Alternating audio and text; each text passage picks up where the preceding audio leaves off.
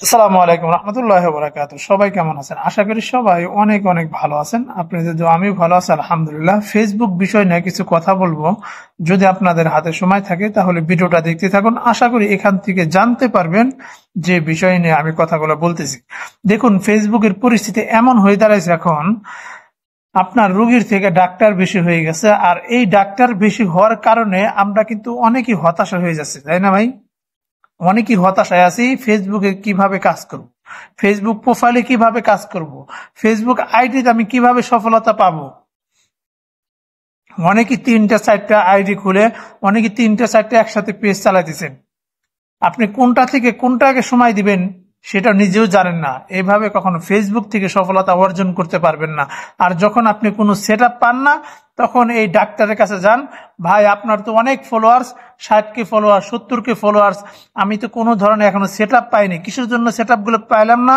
কিভাবে আমি এই সেটআপ গুলো পাবো, ফেসবুকের কাছ থেকে কিভাবে আমি সেটআপ গুলো আনতে পারবো, সেই বিষয়ে তাদের সাথে আপনি শেয়ার করেন।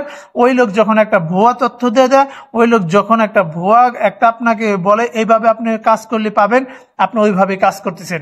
এই ফেসবুকে এমন একটা জিনিস, দেখুন এই ফেসবুকে আপনার অমূর্খ মানে একবারে কিছুই জানে না, শিক্ষিতর মানে কোনো কিছু ছোঁয়া নাই, তারপরও দেখবেন অনেকেই আছেন লক্ষ লক্ষ ফলোয়ার্স।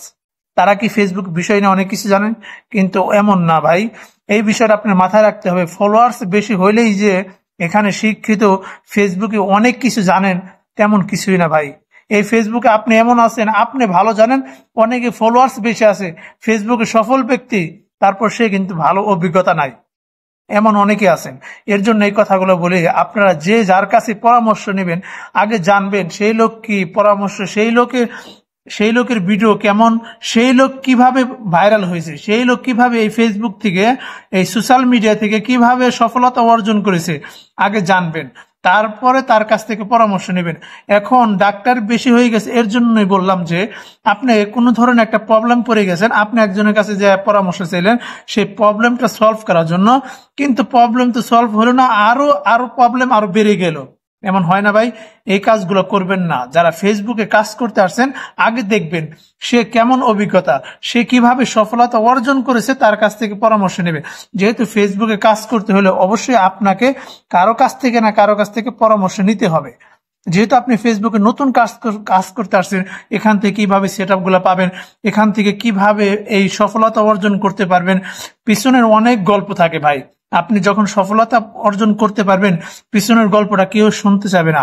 কিন্তু আপনি যত পরিশ্রম করেছেন, এই পরিশ্রম করে সফলতা আনতে পারেছেন, এই গল্পটা কেউ শুনবে না আপনি ছাড়া। এর জন্য এই কথাগুলো বলি, যারা পরিশ্রম করে যাচ্ছেন, আপনি সঠিক মানুষের কাছে কোনো তথ্য জিজ্ঞেস করলে, আপনার কোনো তথ্য জানার থাকলে সঠিক মানুষের কাছ থেকে তথ্যগুলো জেনে নেবেন। কখনো ভুয়া মানুষের কাছে যাবেন না, আপনার ফেসবুক পেজটি 12 বাটা বেজে যাবে, আপনার প্রোফাইলটি একবারে অনির্দিষ্টকালের জন্য বন্ধ হয়ে যাবে। এমন কোনো কাজ আপনারা করবেন না প্লিজ। অনেকেই আছেন, আমি দেখি আপনারা মনিটাইজেশন কোনো সেটআপ পাইতেছেন না, কারণ আপনারা ভুলের কারণে। আপনারা এত পরামর্শ কারো কাছ থেকে বেশি পরামর্শ নেবেন না।